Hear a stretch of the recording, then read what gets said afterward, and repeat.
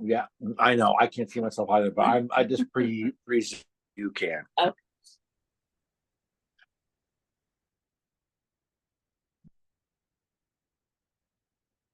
You're going to hear a lot from me, so I won't introduce myself too much. Nick Ryder, one of the members of PEPI.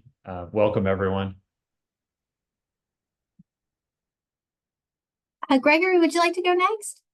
Yeah, I'll go. My name's Gregory Casper. I work with Takeda Pharmaceuticals as a medical science liaison, and I support our plasma-derived therapies team at Takeda, which a large proportion of the work that I do is involved in the primary immunodeficiency space. So excited to be here today.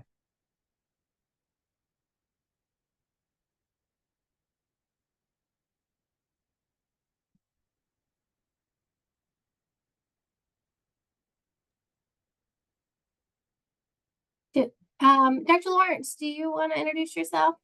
Sure, Monica Lawrence of the University of Virginia. I'm one of the immunologists here. I'm privileged to work with Dr. Ryder and with Angie to lead the PEPI project and work with all of you. I'm excited to hear what Dr. Ryder has to share with us today. And thank you all for being here. And Jessica Quinn, would you like to introduce yourself?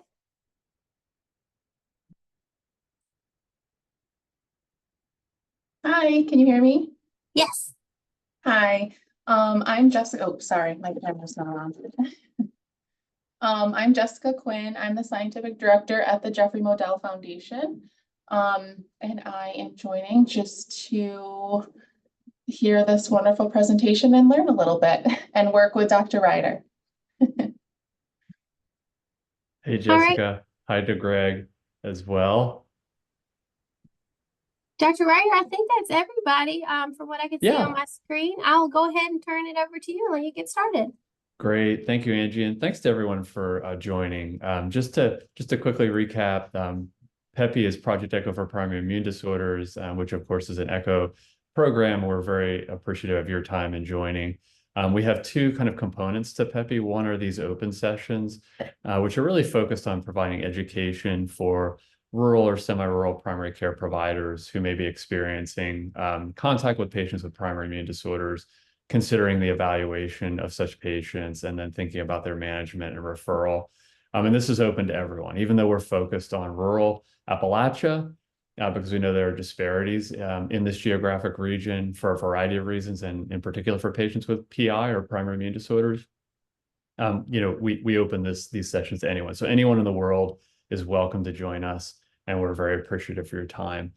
These sessions are also recorded, so you'll be able to go to our PEPI iEcho hub site and find those prior archived videos if you missed any. So excited to have you here. The other component will be referral opportunities. So having primary care providers who are considering evaluation and management of PI patients present de-identified information to us in a case-based format. Those will be closed, and we'll certainly be scheduling those moving forward, and hope that we'll have the opportunity to serve our primary care colleagues who may be having exposure and contact with such patients. So this is our second PEPI session, so we are very excited. We're launching. We had our first 2 weeks ago. That was on considering the diagnosis. This is now taking the next step to initial evaluation for PI, really focusing on a practical guide for primary care clinicians. Again, my name is Nick Ryder. I'm in the Department of Health Systems and Implementation Science at Virginia Tech Carilion School of Medicine, and also the Division of Allergy and Immunology at the Carilion Clinic. So what we'll talk about today is, through the lens of what kind of patient disorders, what kind of patient concerns may arise and present initially for PI, what are you most likely to see? And then hopefully it won't be too basic or insulting. I think this way, so hopefully you'll find it to be useful. About a basic immune system review, again, thinking about how to evaluate each arm of the immune system when we're thinking about PI patients and diagnosing them. And then some practical tips on laboratory testing for PI. I want to mention genetic testing, because that's so much of that is being done across all areas of medicine, and then we'll wrap up. So this is a slide you saw last time we met, really just canvassing the forms of PI. We now know, as of officially 2022, 450 reported single gene defects that underlie inborn errors of immunity or primary immune disorders. But of course, since that time, there have been at least 50 additional disorders uncovered and understood. So we're up over 500 now. And these span a multitude of categories, such as B-cell defects, T-cell defects, and combined defects. And some of these patients present with recurrent infections, but some present with abnormal susceptibility to cancer, malignancy, immune dysregulation, and inflammation. So we don't just think about infections anymore. We do think about ways that the immune system may be dysregulated, leading to autoinflammation, autoimmunity, and malignancy. So with kind of a lens on testing, what components of the immune system can we query for just with routine laboratory assessments? And certainly, of course, antibodies are a major first-line defense, both part of the adaptive and the innate immune system. And patients with antibody deficiency are quite common within the spectrum of primary immune disorders. These patients often present with recurrent sinopulmonary infections, so recurrent ear infections, sinus infections, pneumonias, and other serious bacterial infections. The cell-mediated arm of the immune system, this is a major part of the adaptive immune system. So this would be our B and T cells that have antigen presented to them and then respond in a specific way. Unlike the innate immune system, the cell-mediated adaptive immune system does take some time to develop that specificity, but we can query this with some simple laboratory tests, which I'll explain in a bit. A system that's often forgot is the complement system. As many know, this is a group of proteins that functions both in host defense, as well as wound healing, and even causing swelling, which is a mechanism for immune cells to get out of the vascular compartment and encounter antigen. And then lastly, from a high-level standpoint, the phagocytic system. These are some of the first-line defenses to pathogens that breach our skin and other barriers to the outside world. These are the neutrophils, the monocytes, the macrophages that engulf pathogens, break them down, and then present them to the adaptive immune system for specific antibody formation, specific T-cell responses, and so forth and so on. So we'll think about each of these systems as we move forward with our laboratory evaluation. So first and foremost, and I'm going to probably not do. Oh, are you seeing my? Forgive me, you're not seeing my my slides. Are you seeing? How about now? Is this better for you? That's better. Oh, okay. I wish somebody had said something earlier. I do apologize. I could see my full slides, but I didn't appreciate that you weren't. So thank you for that comment. Sincere apologies. And this presentation will be shared on our iEcho site, so you will have that available to you as well. But sincere apologies and thank you for that comment. So in terms of forms of primary immune disorders, what types of PI are you most likely to encounter? This is a study published by the Jeffrey Modell Foundation. Jessica Quinn, who's actually in the audience today, was the first author. And I think this is very instructive in thinking about the types of problems, the types of laboratory evaluations that you might need out of the gate when you consider these patients. And in looking back over several years at the Jeffrey Modell Foundation clinical networks, which I'll talk a little bit more about later in the presentation, when they considered global encounters with PI patients and diagnoses by the clinicians in the Jeffrey Modell Foundation clinical centers, 42% were antibody deficiency patients as of 2021. 14% were phagocyte disorders, combined immunodeficiency associated with syndromic features such as facial features or other physical stigmata comprised 12% globally in 2021, and complement disorders comprised about 4% globally in 2021. So if you do the math on this, this gets you about 82% of the types of disorders reported by clinicians as of 2021 globally across the JMF clinical network. So you can see that 82% of the time, you may find these patients with assessing antibody phagocyte number and function, the adaptive immune response, such as cell counts in the combined immune deficiency T and B cells, and then complement. When they looked in the same study at the specific disorders that were reported across their centers, among the top 10, if you look at these top 10 disorders, 7 of them, or 70%, were antibody deficiency. So this really does underlie the notion that the vast majority, not all, but the vast majority of patients that have primary immune disorders do have some impairment of their antibody system. So before we specifically get into some of the labs that I'd recommend for an initial evaluation of someone suspected as having PI, I'll just refer you back to when we consider the history and exam, because this is certainly a critical component to making the diagnosis in addition to the laboratory evaluation. If you look back at our presentation, which is archived on our iEcho hub on April 9th, 2024, and you can use that QR code that I've shared there to find that. You can also email us at that email address should you have any questions about our program. So before even talking about labs, what kind of physical exam findings might herald an underlying diagnosis of PI? And, this is not an exhaustive list, but just some things that might be relatively useful. Certainly general stigmata of syndromic diseases, patients that might have typical facial features, such as those that might be associated with DeGeorge syndrome. In the head, ears, eyes, nose, and throat exam, the absence of tonsils and lymph nodes could be a sign of X-linked agammaglobulinemia. Patients who have really significant difficult to control gingivitis or multiple dental caries, retained primary teeth, or even unusual cone-shaped teeth these could be physical findings associated with PI.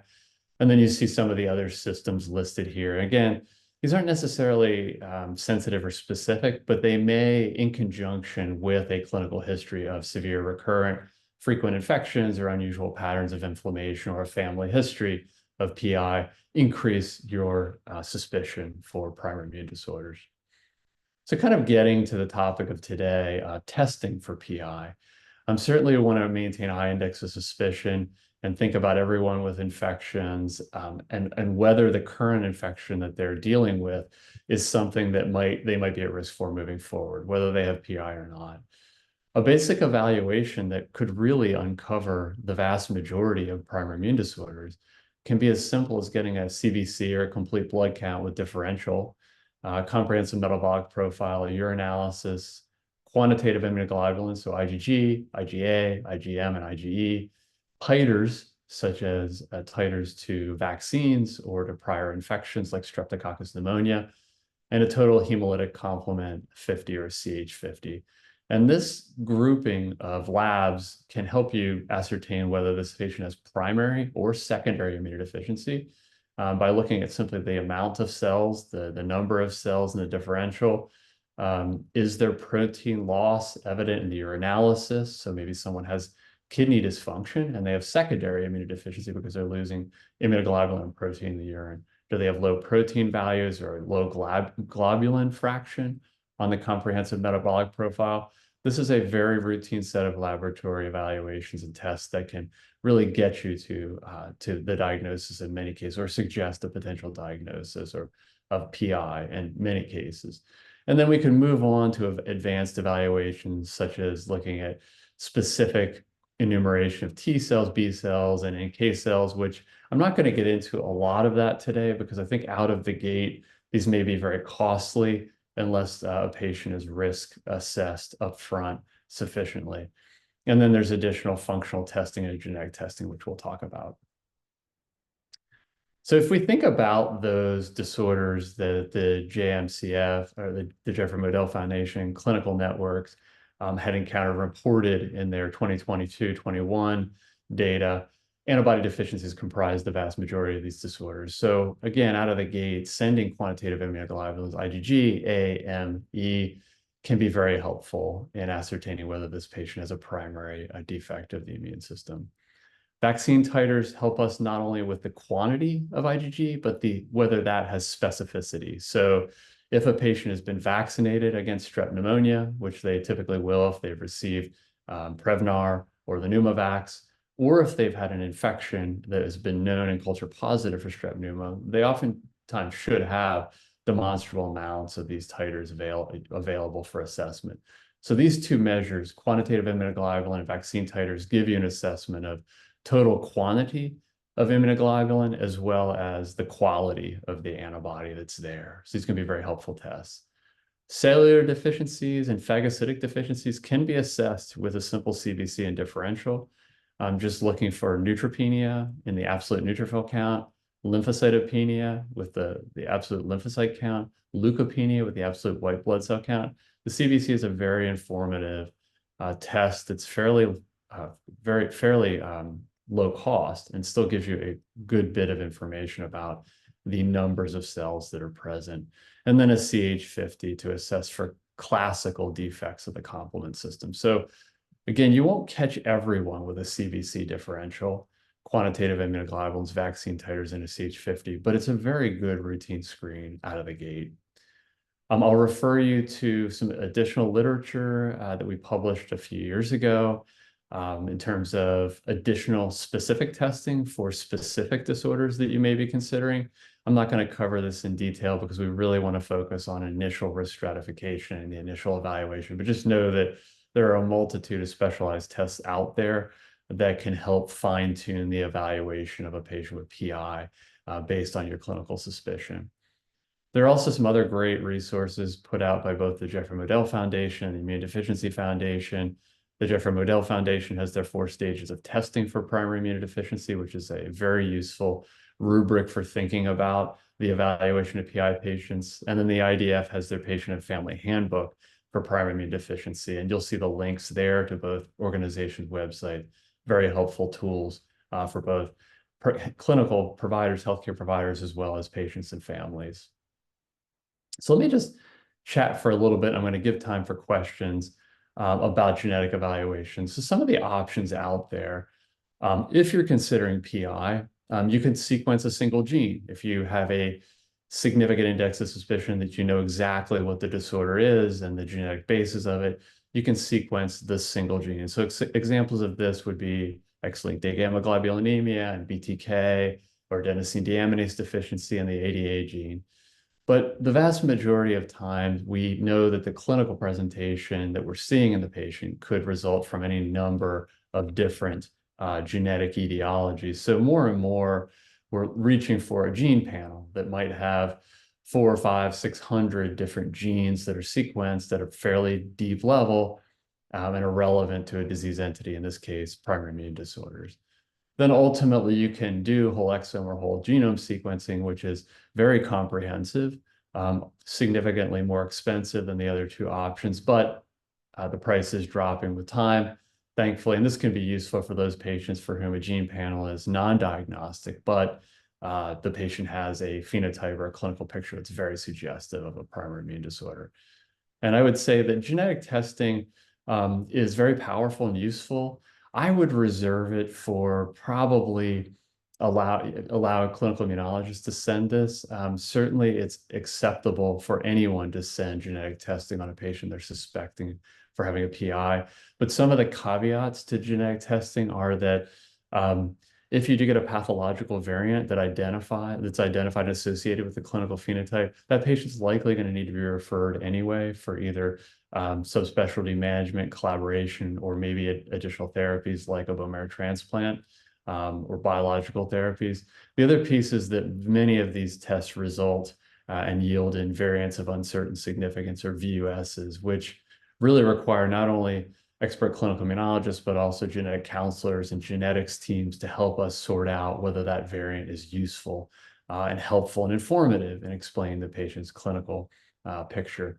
But I think it's important to mention genetic testing because it is an important part of the evaluation of patients with PI. I just see it as a secondary or tertiary element in the evaluation. Happy to talk about that further. Just a few more slides. The Jeffrey Modell Foundation, just a few years back, introduced Jeffrey's Insights, which is a no-cost genetic sequencing pilot program, which, as you're seeing here, really yielded a tremendous number of benefits that changed clinical diagnoses, disease management for patients, and outcomes. So I think what the Jeffrey Modell Foundation is doing through their clinical network and through Jeffrey's Insight is an example of the benefits of genetic testing and making that readily available to immunologists considering the evaluation of patients with PI, and in this case, free of charge. I mentioned the Jeffrey Modell Center's clinical network, or the JMCN, previously with some of the publications. I think it's relevant here in the context of many of the patients that you're experiencing that you have contact with and you have experience with in the community will need to be referred. And so looking at the Jeffrey Modell Foundation's website can help you identify, as can we, colleagues who may be in your general geographic region for referring your patients and collaborating with you to provide care to those patients. I'll say that there's no substitute for excellent primary care. So we always, as immunologists, need our primary care colleagues to optimally care for patients with PI. So just, again, we want to make these information sessions relatively bite-sized. We know that our primary care colleagues and everyone is very busy, so we're hoping to provide high-yield information over the lunch hour. However, we are certainly available to you beyond these sessions. But just to wrap up, again, recognizing PI, think about recurrent severe unusual infections, abnormal patterns of inflammation or autoimmunity, multi-system autoimmunity and inflammation, just ongoing recurrent need for antibiotics or IV antimicrobials such as antifungals, and then certainly a family history that's strong could make you worry that your patient has PI. I would submit that the first-line laboratory evaluation of a CVC with differential quantitative immunoglobulins vaccine titers, i.e. just strep pneumonia and other pathogens commonly encountered in a CH50, is a strong initial pass for those patients that you're considering as having an underlying PI. Adjunctive to that would be the urinalysis and the comprehensive metabolic profile to assess for organ function or dysfunction. And with that, I'll just share that our next session will be on May 7th, done by Dr. Monica Lawrence of the University of Virginia, also a member of PEPI, where she'll talk about really handling an abnormal newborn screen or TREC, T-cell receptor excision circle. And that, again, will be 12:30 to 1 p.m. Eastern Time. You can see our QR code and our email address for PEPI there. And this is my email address should you want to reach directly out to me, which I would absolutely welcome. With that, I know we started a little bit late, but we still have a little bit of time for questions, so I'll stop sharing.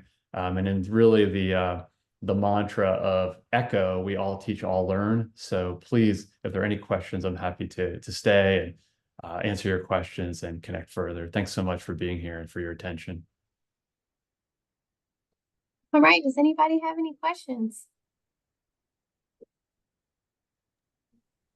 Hey, Dr. Ryder, I have a question for you real quick. Dr. Barroso, yes, sir. Hey, first, thanks so much for another great talk.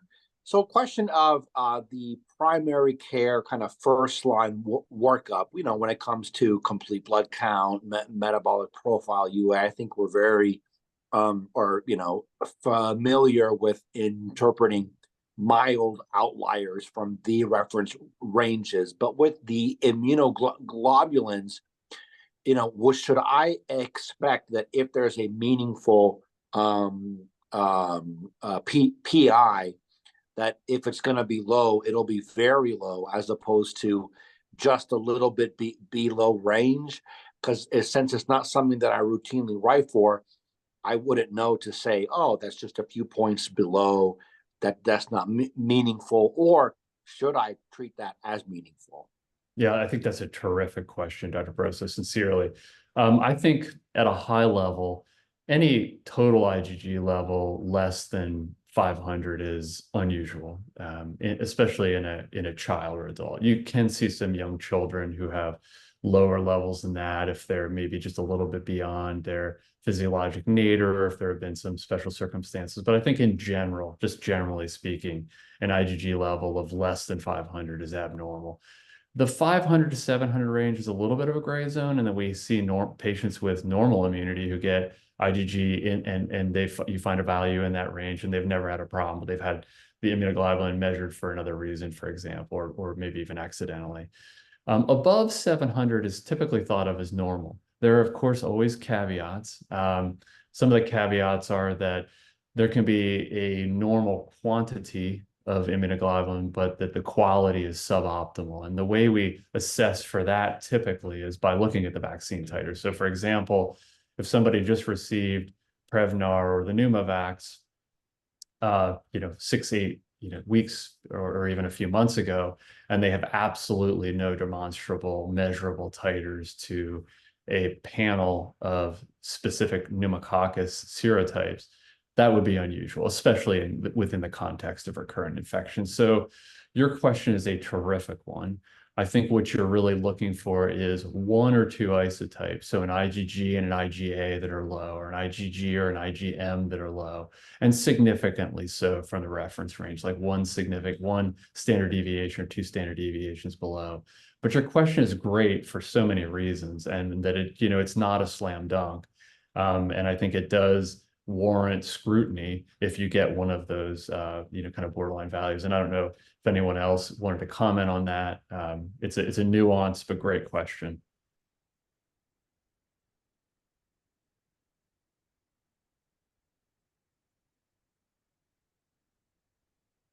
Any other thoughts, questions? Any other problems with that kind of evaluation, or that you've seen, whether it's not been helpful and you've found a patient that ultimately had a PI, or whether you yourself find that other tests are more useful?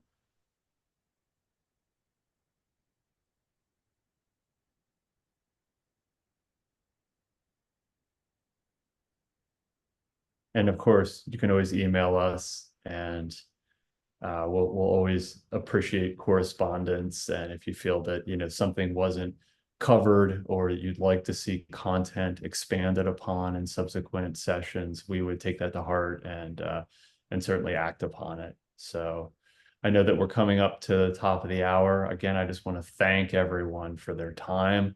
We're going to continue to grow and refine our processes here at PEPI. We're excited to have our next session in 2 weeks. And then another one 2 weeks after that, and we're going to continue to roll out content. If you encounter primary care providers, or you're a primary care provider who has a case that you'd like to discuss with us, please do reach out. We'd like to help you with that, and we'd like to support you. Angie, Monica, anything else that you want to say?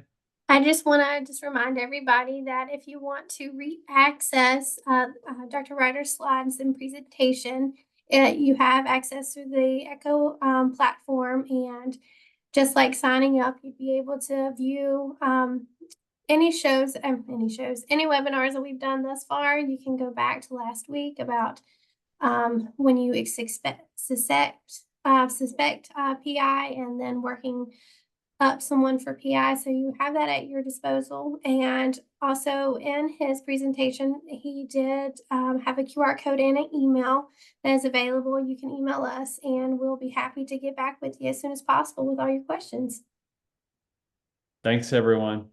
Have a great rest of your day. Have a wonderful day. Bye.